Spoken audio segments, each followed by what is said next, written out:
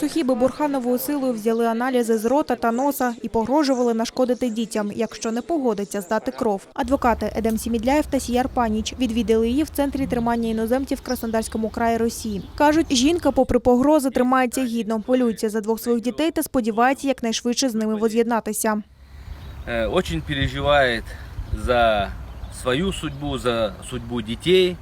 Надеется, что, иншаллах, все решится наилучшим образом.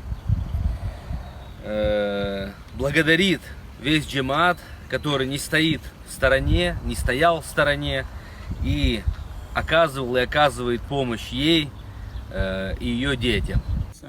Її діти залишилися без батьківської опіки після нещодавньої облави в Завітному та Сімферополі. Їх батька Набіра Хімова застрелили ФСБівці, бо той буцімто чинив опір силовикам. Затриману мати Сухібу Бурханову рішенням окупаційного совєтського райсуду депортують до Узбекистану. Апеляційний військовий суд в Росії залишив без змін вирок українцю Олегу Приходьку. Про це повідомив його адвокат Назім Шейхмамбетов. За його словами, захист клопотав про скасування незаконного вироку Південного окружного військового суду Ростова-на-Дону. 3 березня Приходьку присудили 5 років у колонії та 110 тисяч рублів штрафу за буцімто підготовку підриву будівлі міської адміністрації міста Саки та російського консульства у Львові. Обвинувачення клопотало про збільшення терміну ув'язнення до 11 років. Зараз бранець перебуває в ізоляторі Ростова-на-Дону, де чекає етапування до колонії. Проблем с сокамерниками и администрацией следственного изолятора у него не возникало. Я полагаю, что в ближайшее время Олег Аркадьевич будет этапирован в одну из колоний для отбывания наказания. Куда именно, такой информации на данный момент нет. Из практики информация о месте отбывания наказания поступает уже после того, как человека этапируют. Довічну заборону відвідувати Крим виписали окупанти фігуранту так званої справи Сенцова Олексію Чернію. Кандидат історичних наук, викладач Сімферопольського інституту культури, був звільнений з російської колонії 7 травня після 7-річного ув'язнення. Його разом з режисером Олегом Сенцовим, активістом Олександром Кольченком і Геннадієм Афанасьєвим затримали у травні 2014 року та засудили за буцімто підготовку теракту. Близько 500 кримських татар піднялися на одну з найвищих точок півострова на вершину Чатардага Еклізи-Бурун, щоб священним молебнем дуа вшанувати пам'ять жертв депортації кримсько-татарського народу. Зібравшись на Ангарському перевалі, кримські татари з національними стягами в руках вирушили в дорогу. Продовж 3 годин вони подолали шлях у 10 кілометрів та дісталися найвищої точки Чатардагу. Наймолодшій учасниці акції Назле – рік та 3 місяці. Для цього походу батьки взяли її з собою. Після обіднього намазу учасники акції прочитали дуа і вшанували пам'ять співвітчизників, загиблих під час депортації та на чужині. Это ежегодное восхождение. Мы поднимаемся перед траурной датой для крымских татар, для того, чтобы почтить память. Поднимаемся символически на Чатардах, и там читаем дуа, намаз, чтим память всех тех, кто погиб во время ужасного геноцида в отношении крымских татар. Это восхождение посвящено памяти жертв геноцида, посвящено крымско-татарскому народу, который был безвинно выслан, и памяти тех людей, которые, испытав все тяготы высылки, не вернулись на родину и не смогли почувствовать радость возвращения и ощутить дух, запах и ощутить свою родину и увидеть ее так, как мы видим ее сейчас мы, благодаря нашим предкам, которые стойко это все выдержали. Мы сейчас здесь, и большое им спасибо и благодарность, и мы всегда будем чтить память наших предков. Активісти організовують такі акції на Чатардазі з 2010 року. У 2019 та 2020 роках масові сходження на Чатардаг не проводилися через пандемію коронавірусу та у священний місяць Рамазан. Цього року члени Меджлісу, учасники національного руху та активісти, зібравшись окремими групами, піднялися до вершини. Вони також вшанували пам'ять жертв геноциду молитвою. Гурбетлікте қалан дин қардашларымыздың рухларына.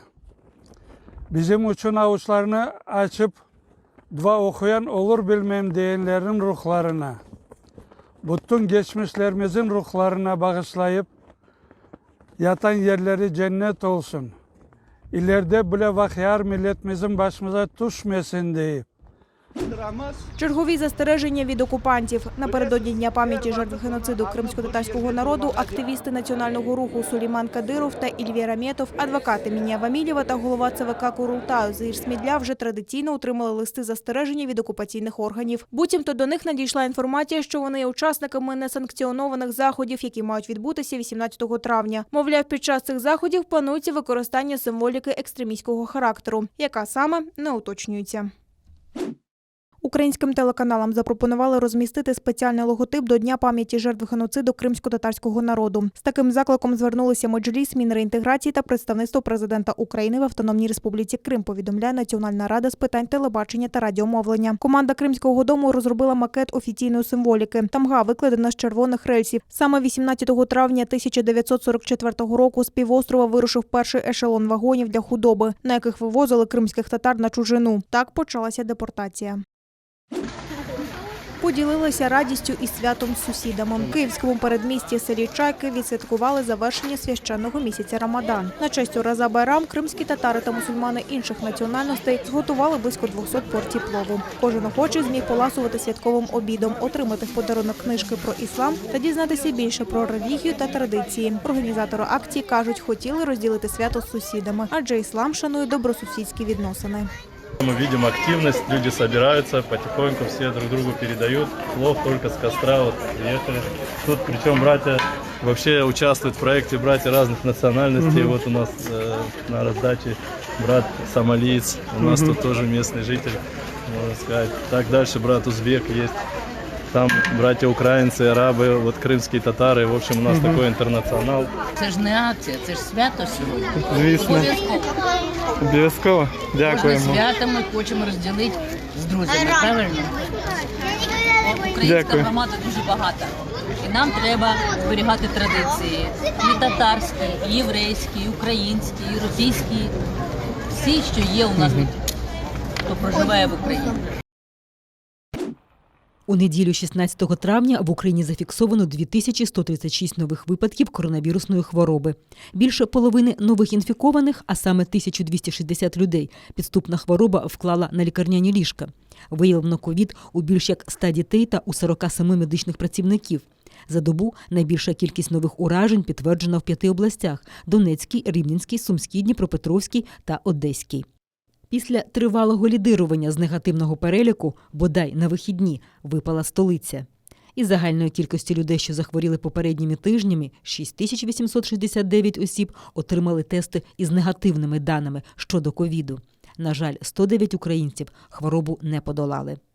В окупованих агресором Криму та Севастополі кількість нових інфікувань за минулу добу не стала менша.